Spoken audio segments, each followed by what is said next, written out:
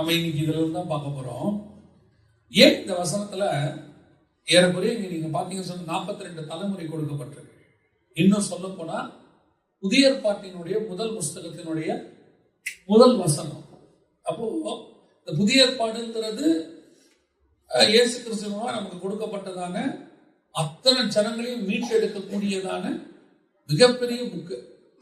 இதுதான் 2000 வருஷமா பழைய ஏற்பாடு, அடுத்த 2000 வருஷத்துக்கு ஒரு புக்குன்னா புதிய ஏற்பாடு. அப்ப இந்த புக்குடைய ஃபர்ஸ்ட் வசனம் எவ்வளவு இம்பார்ட்டன்ட். நம்ம ஒரு ரொம்ப வருஷம் கழிச்சு ஒரு லெட்டர் எழுத போறோம்னா அந்த லெட்டர்ல முதல்ல நம்ம எழுதுற வார்த்தை ரொம்ப இம்பார்ட்டன்ட். அடித்தல் திருத்தல் இல்லாம ரொம்ப முக்கியமா எழுதுறோம்னு யோசிப்போம்ல. அப்படி 2000 வருஷம் கழிச்சு ஆண்டவர் ஒரு புக் எழுதுறாரு. அந்த புக்குடைய முதல் வசனம் ஒரு மிக முக்கியமான 3 பேரை குறித்து கொடுக்கப்பட்டிருக்கு. ஆபிரகாமின் குமாரனான தாவீதின் குமாரனாகிய இயேசு கிறிஸ்துவினுடைய. ஏன் இந்த 3 பேர் மட்டும் அங்க இருக்கிறாங்க? இந்த 42 தலைமுறையில இங்க நிறைய பேருடைய பேர் கொடுத்திருக்கு கீழே பின்னாடி. இயேசுடைய வம்ச வரலாறு எடுத்துக்கிட்டீங்கன்னா இங்க ஆபிரகாம்ல ஆரம்பிக்குது. இப்ப லூக்காலாம் நீங்க எடுத்துட்டீங்கன்னா ஆதாம்லயே ஆரம்பிச்சிடும். ஆனா இந்த புதிய ஏற்பாட்டுடைய முதல் புக்ல முதல்ல ஆபிரகாம்ல ஆரம்பிச்சு நடுவுல யார் பேருமே இல்லை. கீழே இருக்கு ஆபிரகாம் ஈசாக்கை பெற்றான், ஈசாக் யாக்கோபை பெற்றான், யாக்கோபு யூதாவையும் சகோதரரையும் பெற்றான், இப்படி இருக்கு. அதுல ஒண்ணும் இல்லை. இப்போ முதல்ல ஒரு வசனம் ஏன் இப்படி கொடுப்பாங்க? நீங்க பார்த்துருப்பீங்க சில கவர்மெண்ட் லெட்டர்ஸ் எழுதும் போது அந்த லெட்டரை பத்தின மொத்த விஷயத்தையும் குறிப்பா முதல் ஒரு லைன் எழுதியிருப்பாங்க. சப்ஜெக்ட்னு போட்டு ஒரே ஒரு லைன் எழுதியிருப்பாங்க. எதுக்காகனா இந்த லெட்டரை படிக்கிறதுக்கு அந்த ஆபீசருக்கு நேரம் இருக்கோ இல்லையோ. ரெண்டாவது, இந்த லெட்டரை அவர் அப்படி பார்த்த உடனே கீழே உள்ளதையும் படிக்கணும். அந்த ஒரு லைன் அவரை படிக்க வைக்கணும். கீழே உள்ளதை இந்த ஒரு லைன்ல என்னன்னா இவ்வளவு பேர் லெட்டர் எழுதிக்கிறாங்க அப்புறம் படிச்சுக்கலாம் வச்சிருக்கூடாது. அந்த ஒரு லைனை பார்த்த உடனே அவங்க சொல்ற விஷயம் இதுக்காக தானா அப்படின்னு கீழே படிக்கணும்.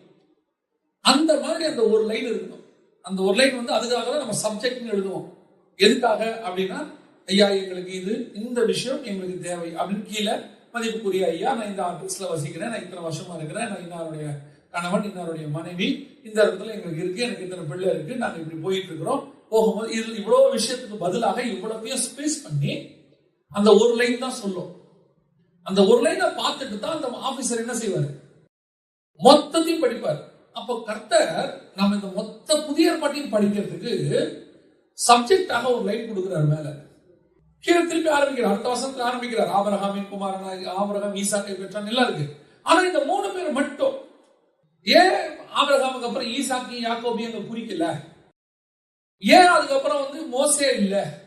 மோசே தேவனுடைய முகமுகமாய் தரிசித்த ஒரு மனுஷன். இடையில எத்தனை தீர்க்கதரிசிகள் இருக்கிறாங்க, எவ்வளவு பெரிய ஆட்கள் எல்லாம் இருக்கிறாங்க. இவங்க யாருடைய பேரும் வராம ஆபிரகாமுக்கு முன்னாடி 2000 வருஷம், ஆதாம்ல இருந்து ஆபிரகாம் வரைக்கும் 2000 வருஷம். அந்த 2000 வருஷத்துல ஒருத்தர் பேரும் இல்லை. எடுத்துக்கொள்ளப்பட்ட ஏனோக்கு பேர் இல்ல, நோவா பேர் இல்ல, எதுவுமே இல்லை. ஆரம்பிக்கும் போது ஆபிரகாமின் குமாரனாகிய. அதுக்கப்புறம் அடுத்து நீங்க பாத்தீங்கன்னா 1000 வருஷம் கழிச்சு தாவீது வர்றாரு. அந்த தாவீதோட பேர் இருக்கு. அதுக்கப்புறம் அந்த நடுவுல யார் பேர் இல்ல. சாலமோன் பேர் இல்ல, எலியா பேர் இல்ல, எலிசா பேர் இல்ல, எந்த தீர்க்கதரிசியும் தானியேல் இல்ல. தானியேல் எல்லாம் ஆண்டவர் சொல்றாரு, என் பிரியமான புருஷனாகிய தானியேல். இவ்வளவு செஞ்ச ஆண்டவர் இந்த 3 பேரை மட்டும் வைக்கிறதுக்கு என்ன காரணம்? இந்த 3 பேரும் இந்த 42 தலைமுறையில எப்படி விசேஷம் அப்படிங்கறத நம்ம இன்னைக்கு பார்க்க போறோம். ஏன் அப்படின்னா, இந்த புதிய ஏற்பாட்டினுடைய மொத்த பிளானும் இந்த 3 பேர் மேலதான் இருக்கு. இந்த ஒரு லைனுக்குள்ளதான் இந்த டோட்டல் பைபிளுமே இருக்கு. இந்த ஒரு லைனை மட்டும் உங்க லைஃப்ல நீங்க கரெக்டா கண்டுபிடிச்சு படிச்சிட்டீங்கன்னா இந்த டோட்டல் பைபிளும் உங்களுக்கு புரிஞ்சிடும். இல்லைன்னா இந்த பைபிள் எப்படி இருக்கும்னா கதையா இருக்கும். தண்ணீரை திராட்சரசமயமாக்கினார், கானா ஊரில் முதலாவது கல்யாணம், அங்கே அற்புதம் நடந்துச்சு, இயேசு தண்ணி மேல நடந்தார், இயேசு 5000 பேருக்கு அப்பம் விட்டார், அப்புறம் இயேசு சகையோடு பேசினார். இவ்வளவுதான் இருக்கும். ஒவ்வொன்றும் கதை. ஆனா ஒவ்வொன்றுத்துக்கு பின்னாடியும் இந்த பேச வச்சு நீங்க படிச்சீங்கன்னா தான் ஏன் உங்களுக்கு புரியும். இந்த 3 பேரும் எந்த இடத்துல எந்த பாயிண்ட்ல ஒன்னாகிறாங்க? இந்த 3 பேரும் எந்த பாயிண்ட்ல ஒன்னாகிறாங்க அப்படின்னு பாத்தீங்கன்னா, ஒரே ஒரு பாயிண்ட்ல தான் இவங்க 3 பேரும் ஒன்னாவாங்க. மெல்கிசேதேக்கு அப்படின்னு சொல்லக்கூடியதான ஒரே ஒரு வார்த்தையில தான் இந்த 3 பேரும் ஜாயின் ஆவாங்க. இந்த டோட்டல் பைபிள்லயுமே மெல்கிசேதேக்கை பத்தி பேசின 3 பேர், ஒன்னு ஆபிரகாம், இன்னொன்னு தாவீது, இன்னொன்னு இயேசு கிறிஸ்து. வேற விஷயத்தை பத்தி எல்லாருமே பேசியிருப்பாங்க. இப்ப மோசையை பத்தி தாவீதும் பேசியிருப்பாரு, சங்கீதத்துல வரும். மோசையை பத்தி இயேசுவும் பேசுவாரு, மோசையை பத்தி நிறைய பேர் பேசுவாங்க. இப்போ எபிரேயர்கள் மோசையை பத்தி இருக்கு, எல்லாரும் பேசுவாங்க. ஏன் வெளிப்படுத்தின விசேஷத்தை யோவான் எழுதுறாரு மோசையின் பாட்டு. இந்த மாதிரி மோசையோ சாமுவேலோ எல்லார பத்தி எல்லாரும் எழுதுவாங்க. ஆனா மெல்கிசேதேக்கு அப்படிங்கறதான ஒரு விஷயம் மட்டும் இந்த 3 பேருக்கு தான் இருக்கும் வெளிப்பாடு. இந்த 3 பேரை தவிர வேற யாருமே மெல்கிசேதேக்கை பத்தி பேசவே மாட்டாங்க. டோட்டல் பைபிளுமே இருக்காது. 3 இடத்துல தான் இருக்கும். ஒண்ணு ஆபிரகாம் அவரை சந்திக்கிற இடத்துல இருக்கும், ஆதியாகமத்தின் புஸ்தகத்துல. 2 110ஆம் சங்கீதத்துல தாவீது சொல்வாரு, நீ மெல்கிசேதேக்கின் முறைமையின்படி நித்திய ஆசாரியராக இருக்கிறீர் அப்படின்னு சொல்லி அவர் அந்த வேர்டை யூஸ் பண்ணுவார். அதுக்கு அடுத்து மெல்கிசேதேக்குங்கிறது யாரை பத்தி வரும் அப்படின்னா, எபிரேயர்கள் நிருபம் 7ஆம் அதிகாரத்துல இயேசு கிறிஸ்துவை குறித்து சொல்லும் பொழுது மெல்கிசேதேக்கின் முறைமையை பத்தி அந்த இடத்துல பேசுவாங்க. எபிரேயர்கள் நிருபம் 7ஆம் அதிகாரம் அங்க பாத்தீங்கன்னு சொன்னா 11ஆவது வசனத்துல, அல்லாமலும் இஸ்ரவேல் ஜனங்கள் லேவி கோத்திர ஆசாரிய முறைமைக்கு உட்பட்டதால் அல்லவோ நியாயப்பிரமாணத்தை பெற்றார்கள். அந்த ஆசாரிய முறைமையினாலே பூரணப்படுதல் உண்டாயிருக்குமானால் ஆரோனுடைய முறைமையின்படி அழைக்கப்படாமல் மெல்கிசேதேக்கினுடைய முறைமையின்படி அழைக்கப்பட்ட வேறொரு ஆசாரியர் எழும்ப வேண்டியது என்ன அப்படின்னு சொல்லிட்டு இயேசுவை பத்தி பின்னாடி என்ன சொல்றது 15ஆம் வசனத்துல, அல்லாமலும் மெல்கிசேதேக்கு ஒப்பாய் வேறொரு ஆசாரியர் எழும்புகிறார் என்று சொல்லி இருப்பதினால் அப்படின்னு 17ஆவது வசனத்துல மெல்கிசேதேக்கின் முறைமையின்படி என்றென்றைக்கும் ஆசாரியராக இருக்கிறீர் அப்படின்னு. அப்படின்னா இந்த மெல்கிசேதேக்குங்கிற வார்த்தை இந்த 3 பேருக்கும் பொருந்தும். ஆபிரகாமும் ஒரு இடத்துல அவர் சந்திக்கிறார். எங்க சந்திக்கிறார்னு கேட்டீங்கன்னா, ஆதியாகமத்தின் புஸ்தகத்துல 14ஆம் அதிகாரத்தை வாசிக்கும் போது அங்க மெல்கிசேதேக்கை அவர் சந்திக்க வர்றாரு. 14-18 அன்றியும் தேவனுடைய ஆசாரியனாய் இருந்த சாலேமின் ராஜாவாகிய மெல்கிசேதேக்கு அப்பமும் திராட்சைரசமும் கொண்டு வந்து அவனை ஆசீர்வதித்து. இந்த மெல்கிசேதேக்கு அப்ப எப்ப இருக்கிறாரு? ஆபிரகாம் காலத்துல இருக்கிறார். ஆபிரகாமை பார்க்க வந்திருக்கிறார். சரி, ஆபிரகாம் மெல்கிசேதேக்கை சந்திக்கிறாரு 14ல. தாவீது அவரை பத்தி 110ஆம் சங்கீதத்துல பேசுறார். இயேசு கிறிஸ்து அந்த மெல்கிசேதேக்கின் முறைமையின்படி ஆசாரியராக இருக்கிறார். எபிரேயர்ல வாசிச்சோம். இந்த மெல்கிசேதேக்கை ஏன் எங்களுக்கு சொல்றீங்க? இவங்க 3 பேருக்கு ஓகே தான், எங்களுக்கு ஏன் போகுது? நாங்க ஏன் அதை படிக்கணும்? எங்களுக்கு என்ன சம்பந்தம் அப்படின்னு கேட்டீங்கன்னு சொன்னா, நான் சொல்ற வசனத்தை கொண்டு அப்படியே நல்லா வாசிட்டே இருங்க. 7ஆம் அதிகாரம் 1ஆம் வசனம் வாசிங்க பார்ப்போம். எபிரேயர் 7:1, இந்த மெல்கிசேதேக்கு சாலேமின் ராஜாவும் உன்னதமான தேவனுடைய ஆசாரியருமாய் இருந்தான். இந்த வார்த்தை நல்லா கவனிச்சு கொள்ளுங்க. நம்ம ஏன் இவரை பத்தி படிக்கிறோம்ன்றதுக்கு இதான் காரணம். இந்த 7:1 தான் காரணம். எபிரேயர் 1ஆம் அதிகாரம் 6வது வசனத்தை வாசிக்கிறோம். தமது ரத்தத்தினாலே நம்முடைய பாவங்களால நம்மை கழுவி நம்முடைய பிதாவாகிய தேவனுக்கு முன்பாக, நல்ல கவனிங்க, நம்மை ராஜாக்களும் ஆசாரியர்களும் ஆக்கின. இப்ப பிதா நம்மளை என்ன ஆக்கி இருக்கிறாரு? பிதாவுக்கு முன்பாக இயேசு நம்மளை என்ன மாத்தி இருக்கிறாரு? ராஜாவும் ஆசாரியமா. இங்க மெல்கிசேதேக்கு என்னவா இருக்கிறாரு? ராஜாவும். இப்ப இயேசு என்னவா இருக்கிறாரு? அந்த அதே 7ஆம் அதிகாரத்துல நமக்கு என்ன சொல்லுது? 17ஆம் வசனத்துல நீர் மெல்கிசேதேக்கின் முறைமையின்படி அப்படின்னு இருக்கு. அப்படின்னா என்ன அர்த்தம்? இயேசு கிறிஸ்து மெல்கிசேதேக்கின் முறைமையின்படி ராஜாவும் ஆசாரியருமா இருக்கிறார். உங்களை என்னையும் இயேசு கிறிஸ்து அழைச்சிருக்கிறாரு. எதுக்காக அழைச்சிருக்கிறாரு? இந்த ராஜாவும் ஆசாரியரும் இணைந்திருக்கிற முறைமைக்கு பேர் தான் மெல்கிசேதேக்கின் முறைமைன்னு. இப்ப இயேசு கிறிஸ்து வருகிற வரைக்கும், பழைய ஏற்பாட்டு வரைக்கும் இந்த மெல்கிசேதேக்கின் முறைமைன்னு கிடையாது. ஏன்? அதே 7ஆம் அதிகாரத்துல எபிரேயர்கள் நிருபத்தை நீங்க வாசிக்கும் போது அங்க என்ன சொல்லுது பாருங்க. 11ஆம் வசனம் கொஞ்சம் திருப்பி வாசிங்க. 11:7-11. அல்லாமலும் இஸ்ரவேல் ஜனங்கள் லேவி கோத்திர ஆசாரிய முறைமைக்குட்பட்டிருந்தது அல்லவோ. லேவி கோத்திர ஆசாரிய முறைமைன்னு ஒண்ணு இருக்கு. மெல்கிசேதேக்கின் முறைமைனா என்னன்னா ராஜாவும் ஆசாரியமா இயேசு கிறிஸ்து நம்ம அழைச்சிருக்கிறாரு. அந்த முறைமை வேறு.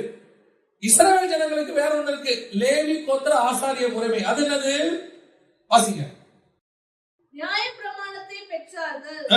அந்த ஆசாரிய முறைமையினாலே பூரணப்படுதல் உண்டாய் இருக்குமானால் ஆரோனுடைய முறைமையின்படி அழைக்கப்படாமல். அப்ப இன்னொரு முறைமை இருக்கு. அது என்ன முறைமை? ஆரோனுடைய முறைமை அப்படின்னு. அது பூரணப்படுத்தாத முறைமை. ஆரோனுடைய முறைமையின்படி இருந்தால் என்ன பண்ணாது? பூரணப்படுத்தாது. பரலோகத்துக்கு போக முடியாது. இப்ப ஆரோனுடைய முறைமைனா என்ன? ஆரோன் ஆசாரியனா இருப்பார், அவ்வளவுதான். ஆரோன் ராஜாவா இருந்தாரா? இல்ல. இஸ்ரவேலுக்கு ராஜாவே கிடையாது. அங்க வெறும் ஒரே ஒரு முறைமை தான் இருக்கு. என்ன முறைமை? ஆரோனின் முறைமை. அங்க வெறும் ஆசாரியன் தான் இருப்பார்.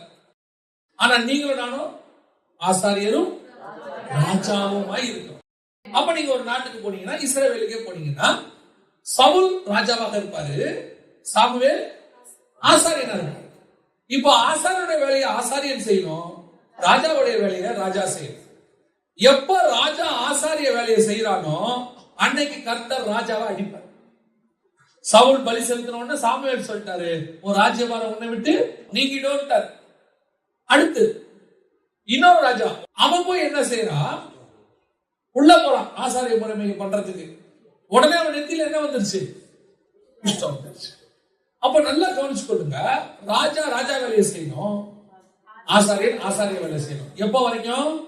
இயேசு வர வரைக்கும். இந்த முறைமை வழி ஒரு ஆசாரியன் இருப்பாரு, ஆரோன் இருப்பாரு, பலி செலுத்துவாரு, ரத்தத்தை கொண்டு போய் திரிப்பாரு, சர்வாங்க தகன பலி எல்லாத்தையும் சுட்டெரிப்பாரு, அந்த சாம்பலை தண்ணீர் கரைப்பாரு, அதை எடுத்து தெளிப்பாரு, சுத்திகரிப்பு ஈசோப்பினால் வரும், எல்லாம் இருக்கு. ஆனால் இது பூரணப்படுத்தாது. இது உங்களை பரலோகத்துக்கு கொண்டு போகாது. அதனாலதான் பழைய ஏற்பாட்டு பரிசுத்தவான்கள்ல வசனம் சொல்றது, எபிரேயர் 11:39, இவர்கள் எல்லாரும் விசுவாசத்தினாலே நற்சாட்சி பெற்றிருந்தும் வாக்குத்தத்தம் பண்ணப்பட்டதை அடையாமல் போனார்கள். கர்த்தர் கொடுத்த பரலோகத்தினுடைய வாக்குத்தத்தம் இவங்க யாருக்குமே அடைய முடியல. ஏன்?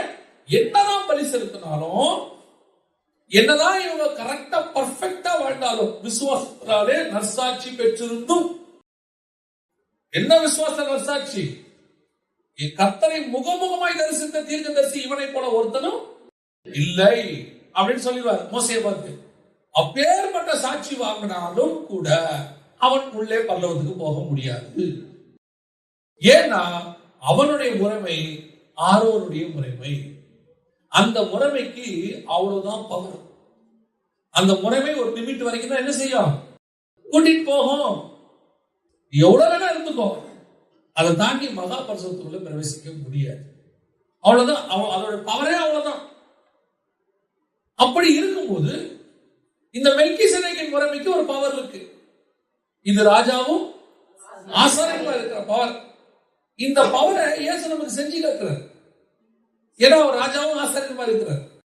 அந்த பவரை பத்தி நம்ம பின்னாடி பார்ப்போம். மெல்கிசேதேக்கின் பவர் என்ன, எந்த அளவுக்கு நம்ம போறோம், என்ன பண்ணோம், அதெல்லாம் பார்ப்போம். ஆனால் ஆபிரகாமும் இந்த மெல்கிசேதேக்கை மீட் பண்றார். ஆபிரகாம் நியாய பிரமாணத்துக்காரரா இல்லையா? ஆதியாகமத்தின் புஸ்தகம் 9ஆம் அதிகாரம் 5வது வசனம் வாசி. உங்களுக்கு உயிராய் இருக்கிற உங்கள் இரத்தத்திற்காக பழி வாங்குவேன், சகல ஜீவ ஜந்துக்களிடத்திலும் மனுஷனிடத்திலும் பழி வாங்குவேன், மனுஷனுடைய உயிருக்காக அவனவன் சகோதரனிடத்தில் பழி வாங்குவேன். இருக்கா? அடுத்த வசனம் வாசிங்க. மனுஷன் தேவ சாயலில் உண்டாக்கப்பட்டபடியால் மனுஷனுடைய இரத்தத்தை எவன் சிந்துகிறானோ அவனுடைய இரத்தம் மனுஷனாலே சிந்தப்பட கடவுது. அப்ப நியாயப்பிரமாணம் இருக்கா இல்லையா? நியாயப்பிரமாணம் நோவா ஸ்டார்ட் ஆயிடுச்சு. காடு அங்கேயே நியாயப்பிரமாணத்தை ஸ்டார்ட் பண்ணிட்டாரு. நோவா காலத்துக்கு அப்புறமே நியாயப்பிரமாண முறைமையே வந்துருச்சு. ஆனா இந்த நியாயப்பிரமாணம் வந்தது, அடுத்து இந்த நியாயப்பிரமாணம் யார் கைக்கு போகுதுன்னு பாருங்க. ஆதியாகமத்தின் புஸ்தகம் 26ஆம் அதிகாரம் 4வது வசனம் வாசி. 26:4. ஆபிரகாம் என் சொல்லுக்கு கீழ்ப்படிந்து என் விதிகளையும் என் கற்பனைகளையும் என் நியமங்களையும் என் பிரமாணங்களையும் கைக்கொண்டபடியினால் இருக்கா இல்லையா?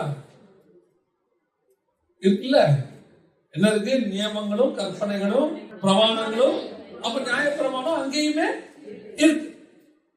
ஆபிரகாம் காலத்திலேயே விருத்த சேதனம் வந்துருச்சு. அப்ப நியாய பிரமாணம் என்பது நாம நினைக்கிற மாதிரி மோசே கிட்ட ஃபர்ஸ்ட் வரல. நோவா கிட்ட அனௌன்ஸ் பண்ணிட்டாரு, ஆபிரகாம் கிட்ட இம்ப்ளிமெண்ட் பண்ணிட்டாரு, மோசே கிட்ட ஆத்தரைஸ்ட் பண்ணிட்டாரு. இப்போ என்னன்னா ஆபிரகாமுக்கு மட்டும்தான் சொன்னாரு. ஆபிரகாம் தன்னுடைய பிள்ளைகளுக்கு சொல்லுவான்னு சொல்றாரு. ஆபிரகாம் பத்தி சொல்லும் போது என்னுடைய விதிகளையும் பிரமாணங்களையும் ஆபிரகாம் என்ன செய்வான்? தன்னுடைய சந்ததியாருக்கு சொல்லி கொடுப்பாங்க. அவன் மேல ஒரு நம்பிக்கை. நான் இவங்கிட்டே சொல்றேன், இவன் என்ன பண்ணிடுவான், இவன் பிள்ளைகளுக்கு சொல்லி கொடுத்துருவான் அப்படின்னு.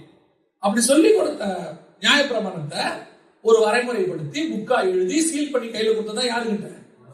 மோசே கிட்ட. அப்போ ஆபிரகாம் காலத்துல என்ன ஆரம்பிச்சிருச்சு? நியாய பிரமாணம் ஸ்டார்ட் ஆயிருச்சு. ஆனால் நியாய பிரமாணத்துக்கு முன்னாடியே இன்னொரு பிரமாணம் ஸ்டார்ட் ஆயிருச்சு. என்ன பிரமாணம்? மெல்கிசேதேக்கின் முறைமை. ஏன்னா இப்பதானே நீங்க சொன்னீங்க இயேசுநாதர் என்ன ஆரம்பிச்சு? மெல்கிசேதேக்கின் முறைமை ஸ்டார்ட் ஆச்சு. அது வரைக்கும் நியாயப்பிரமாணம் இருந்துச்சுன்னு சொன்னீங்க. இப்ப திடீர்னு நியாயப்பிரமாணம் ஸ்டார்ட் ஆனது ஆபிரகாம் கிட்டன்னு சொல்றீங்க. ஆனா அதுக்கு முன்னாடியே என்ன இருக்கு? மெல்கிசேதேக்கின் முறைமை இருக்குன்னு சொல்றீங்க. அதாவது இயேசுவின் முறைமைன்னு வச்சுக்கோங்க, நீங்க ஈஸியா புரிஞ்சுக்கிறதுக்கு. அது இருக்குன்னு சொல்றீங்க. ஏன் போட்டு இப்படி கன்ஃபியூஸ் பண்றீங்க அப்படின்னா, தேவனுடைய திட்டத்தை அறிகிற மனுஷர்களை நீங்கள் நானும் இருக்கணும். அப்போ இந்த மெல்கிசேதேக்கின் முறைமைன்னு சொல்லக்கூடிய இயேசுவினுடைய முறைமை அதுக்கு முன்னாடியே இருக்கு. எங்க இருக்கு? இப்ப நம்ம அதான் பார்க்க போறோம். எப்படி இந்த ஆபிரகாம் இந்த பிளான்ல இருக்கிறாரு, எப்படி இந்த பிளானை விட்டு வெளியே போனாரு. நீங்களும் நானும் எதுல இருக்கிறோம்? அந்த பிளான்ல இருக்கிறோம். ஏன்னா அழைப்பு என்ன அழைப்பு? மெல்கிசேதேக்கின்படி ராஜாவும் ஆசாரியருமான அழைப்பு. இந்த அழைப்பை விட்டு நீங்கள் வெளியே போகவும் முடியும். அந்த அழைப்பை விட்டு வெளியே போயிட்டீங்கன்னா நீங்க வாக்குத்தத்தம் பண்ணப்பட்டதை அடையாமல் போனார்ன்ற லிஸ்ட்ல சேர்ந்து இயேசு கிறிஸ்து அந்த கன்னிகையில கூட்டிட்டு போயிட்டாரு. கதவு அடைக்கப்பட்டது. அந்த பக்கம் இயேசு கிறிஸ்து கன்னிகையில இருக்கிறாங்க. இந்த பக்கமும் ஒரு குரூப் இருக்கு. இந்த குரூப் கேக்குது, கர்த்தாவே கர்த்தாவே கதவை திறங்க. அவர் சொன்னார், உங்களை இந்த ரெண்டு கன்னிகைகளுக்கு நடுவுல எவ்வளவு கேப் இருக்கு? 1.5 இன்ச் தான் வச்சிருக்காங்க. 1.5 இன்ச் இப்படி இருந்தா நீங்க பரலோகம், 1.5 இன்ச் அப்படி இருந்தா நடக்கும். எவ்வளவு டேஞ்சர் பாருங்க. ஆப்போசிட் டைரக்ஷன்ல தான் நம்ம போக மாட்டோம்ல. இல்ல நீங்க இங்க இருந்து இதுக்கு போறீங்க, மேட்டுப்பாளையம் போறீங்க அப்படின்னா, மேட்டுப்பாளையம் ரூட்ல போறவங்க நீங்க என்ன செய்ய மாட்டீங்க? சென்னைக்கு போக மாட்டீங்க, கொச்சினுக்கு போக மாட்டீங்க. ஏன்னா போட்டு தெரியும், எல்லாம் தெரியும், எல்லாரும் சொல்லுவாங்க நீ ஆப்போசிட் டைரக்ஷன்ல போறேன்னு. ஆனா மேட்டுப்பாளையத்துக்கும் பதிலா நீங்க காரமடைக்கு போறீங்கன்னு வச்சுக்கோங்க, பெரிய டிஃபரன்ஸே இருக்காது. ரெண்டும் ஒரே மாதிரி தான் போயிட்டு இருக்கோம். ஜஸ்ட் அடி டிவேட் ஆகிடும். நீங்க நினைச்சிட்டு இருப்பீங்க நம்ம எங்க போயிட்டு இருக்கிறோம், ஆனா போயிட்டு இருக்கிறது எங்க? காரமடைக்கு. பிசாசு எப்பவுமே ரூட்டை ஆப்போசிட்டா மாற்ற மாட்டான், பேரலா மாற்றி விட்டுருவாங்க. அதான் அவனுடைய விஷயமே. அதில் தான் நம்ம ரொம்ப கேர்ஃபுல்லா இருக்கணும். இப்போ ஆபிரகாம் கிட்ட ஆண்டவர் நியாயப்பிரமாணத்தை கொடுத்தாருன்னு பார்த்தோமா? 14ஆம் அதிகாரம் 18வது வசனம் வாசனம்.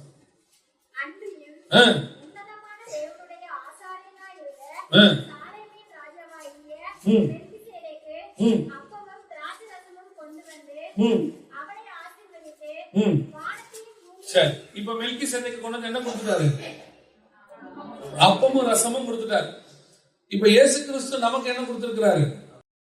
அப்பமும் ரசமும் கொடுத்திருக்கிறாரு. நாம அப்பமும் ரசமும் சாப்பிடுற குரூப். இந்த இயேசு கிறிஸ்து தான் மெல்கிசேதேக்குன்னு எபிரேயர்ல வாசிட்டோம், அந்த முறைமைன்னு வாசிட்டோம். அந்த முறைமைக்குரிய அப்பமும் ரசமும் நமக்கு கிடைச்சிருக்கு. இப்போ ஆபிரகாமுக்கும் அதை கொடுத்தாச்சு. ஆனா கொடுத்தது எந்த அதிகாரத்துல? 14ஆம் அதிகாரத்துல. இப்போ வாசிங்க 17ஆம் அதிகாரம் 13வது வசனம் வாசிங்க.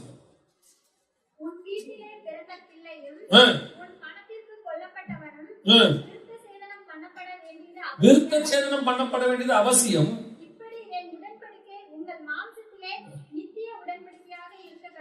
இந்த உடன்படிக்கை எங்க வந்துச்சு? 17ஆம் அதிகாரத்துல வருது. அப்பமும் ரசமும் எங்க வருது? 14ஆம் அதிகாரத்துல வருது. இப்ப எந்த உடன்படிக்கை முன்னாடி வந்துச்சு? அப்பமும் ரசம் என்ற உடன்படிக்கை என்ன உடன்படிக்கை? மெல்கிசேதேக், இயேசு கிறிஸ்துவோட உடன்படிக்கை. விருத்த சேதனங்கிறது நியாயப்பிரமாணம். நியாயப்பிரமாணம் எப்ப வந்துச்சு?